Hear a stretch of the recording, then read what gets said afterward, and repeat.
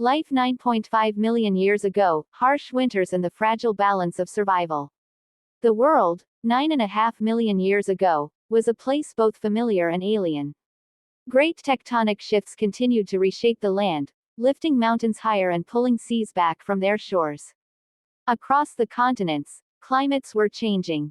What had once been lush forests were slowly thinning, giving way to expanding grasslands. But in many regions, a colder, harsher reality was beginning to dominate. Winters lasted longer, and their grip grew crueler with each passing age. For the early ancestors of humankind, survival in this world was not guaranteed.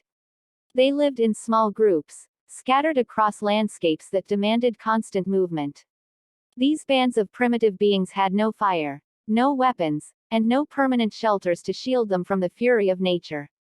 Instead, they relied on instinct, agility, and above all, the strength of the group. Alone, they were fragile. Together, they had a chance. The icy winds that swept down from the highlands cut through skin and fur alike. Daylight brought little warmth. The sun's pale rays stretched across frozen valleys, glinting on sheets of frost, while the air itself carried the sting of hunger. Food was the daily trial. Trees, stripped bare of their fruit, stood as skeletal reminders of better seasons. In the frozen soil below, roots and tubers lay hidden, precious but difficult to reach. Those with the patience and strength to dig might uncover enough to sustain the group for another day. Water, too, posed a challenge. Streams slowed to trickles, and ponds froze into unyielding stone. The ancestors learned to break thin layers of ice with their hands or search for snow that could be melted in their mouths. Every action demanded energy, and energy was in short supply. Yet even in this bleak setting, life persisted. Mothers carried infants close, their arms shielding the fragile warmth of new generations. The young clung tightly to their elders, learning silently as they watched, mimicking gestures, tasting roots, or following the cautious footsteps of hunters and gatherers. Every day was a lesson in endurance, and every night a struggle to stay alive until the dawn.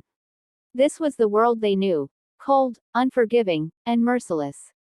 But in its cruelty, it forged resilience. These were the conditions that began to shape the story of humanity, in winters that tested the very balance of survival. Each day began with the same uncertainty: would there be enough food to survive? Hunger was not just an ache in the belly, it was a force that shaped every decision, every movement, every risk taken. For our distant ancestors, finding food in a world locked in cold was the central challenge of existence. The first light of morning revealed a stark and unforgiving land. Frost clung to every blade of grass, and the trees stood bare, their branches stretching like skeletal arms into the pale sky. Foraging began at once. The group moved cautiously, scanning the ground for signs of roots, bulbs, and tubers buried beneath the hard soil. These underground treasures were small, starchy, and often bitter, but they were life. Digging them up required patience and effort, and the cold soil bit at their hands as they clawed for nourishment. When luck allowed, the ancestors found fallen nuts, dried from the last season, hidden in leaf litter or carried in by animals. Sometimes, they searched for insects beneath rotting logs, beetles, larvae, and termites that offered a burst of fat and protein. For them, no food was too small, no meal too strange. Every calorie meant another hour of life. Yet scavenging went beyond plants and insects. The group often followed the trails of larger predators, hoping to find scraps left behind. A saber-toothed kill, or the carcass of an antelope-like animal, offered rare meat and marrow. With no weapons to bring down prey of their own, they relied on timing, patience, and the courage to approach when the hunters had moved on. It was dangerous, but desperation overpowered fear. The search for water was just as relentless. Streams froze or shrank to shallow trickles. Some ancestors scooped icy mud, licking the moisture from their hands. Others cracked the thin crust of frozen ponds with stones, pressing their faces close to sip what they could. Even children learned quickly that without water, the body weakened far faster than the spirit could endure. Every day was a gamble. Sometimes the foraging yielded enough to keep the group strong, other times they went to sleep with empty stomachs. But hunger forged something new: cooperation. They learned to share, to distribute what little they had, because the survival of one depended on the survival of all. In these bitter struggles, the roots of humanity's endurance were slowly, painfully taking hold. When the sun dipped below the horizon, the true test of survival began. Daytime brought its own struggles, hunger, thirst, and predators, but night delivered the cruelest blow, the cold. Without the warmth of fire, the ancestors had only one defense against the freezing air: each other. As the light faded, the group gathered in tight clusters. Mothers pulled their infants close, wrapping their arms around small, fragile bodies to protect them from the chill. Older children pressed against their siblings, learning instinctively that survival meant closeness. Around them, the adults formed a living wall. Their bodies, thin but resilient, shielded the young from the sharp winds that whistled across the open ground.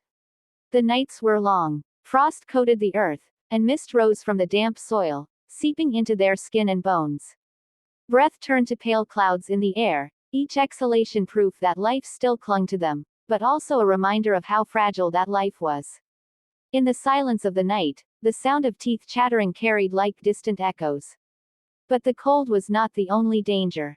Predators hunted under the cover of darkness. The roar of a saber-toothed cat could shatter the stillness, sending shockwaves of fear through the group. Hyenas, too, prowled the plains, their laughter-like calls reminding the ancestors that they were never truly safe. A sleeping child, a weak adult, any straggler could become prey. Thus, vigilance became a way of life. While some tried to rest, others stayed alert, listening, watching the shadows for signs of movement. In the absence of firelight, the night sky became their only lamp. Stars stretched endlessly overhead, cold and sharp, while the moon cast a silver glow across the frosted land. Perhaps, in those long hours of wakefulness, the ancestors began to connect with one another in ways beyond mere survival. A hand resting on a shoulder, the quiet murmur of reassurance, the heartbeat of another close by, these were the bonds that built the foundations of human society. And yet, many nights ended in loss. A child stilled by the cold, an elder too weak to rise with the dawn. Grief was a companion as constant as hunger. But still, the group endured. For each life lost, others pressed forward, carrying the story of survival into the next day.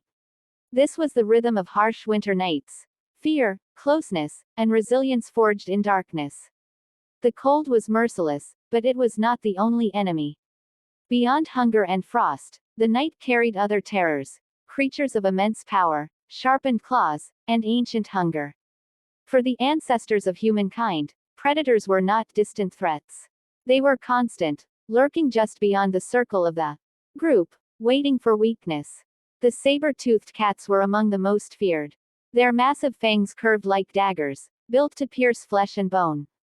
Silent hunters, they could stalk the shadows for hours, their golden eyes reflecting moonlight as they watched from the edges of grass and rock. One swift leap was enough to bring down even the strongest of the ancestors, and the group knew it. Every rustle in the dark, every snap of a branch, could mean death was near. They were not alone. Packs of hyenas prowled the open plains, their laughter-like calls echoing across the night. Unlike the cats, hyenas hunted through persistence, wearing down their prey with relentless pursuit. To the ancestors, the sound of that eerie cackle was a chilling reminder that safety did not exist, not even in numbers. Even the caves, which offered shelter from the cold, brought their own danger. Gigantic cave bears claimed these hollows as their homes. To stumble into one was to invite disaster. A swipe from a bear's paw could crush bone, and its roar could scatter even the bravest of the group. Faced with such predators, the ancestors had no claws, no fangs, and little strength to match. Their bodies were fragile, their defenses few. Yet survival demanded ingenuity. They learned to move together, to stay silent, to huddle close in the shadows where the wind masked their scent. Some carried stones or branches, not as true weapons, but as tools of intimidation, objects to throw, to swing, to create noise and confusion. Fear shaped their nights. Mothers clutched their young even tighter, while the males stood at the edges, eyes scanning the darkness. Every sense was heightened, ears tuned to the faintest growl, noses alert to the musk of predators drifting on the wind. Sleep was shallow, broken, interrupted by sudden starts when danger passed too near. But this constant tension was not only suffering. It was also adaptation. In learning to outwit predators, the ancestors strengthened their reliance on one another. Courage was born not from the body, but from the bond of the group. And in those fearful encounters, the seeds of human cooperation grew deeper roots.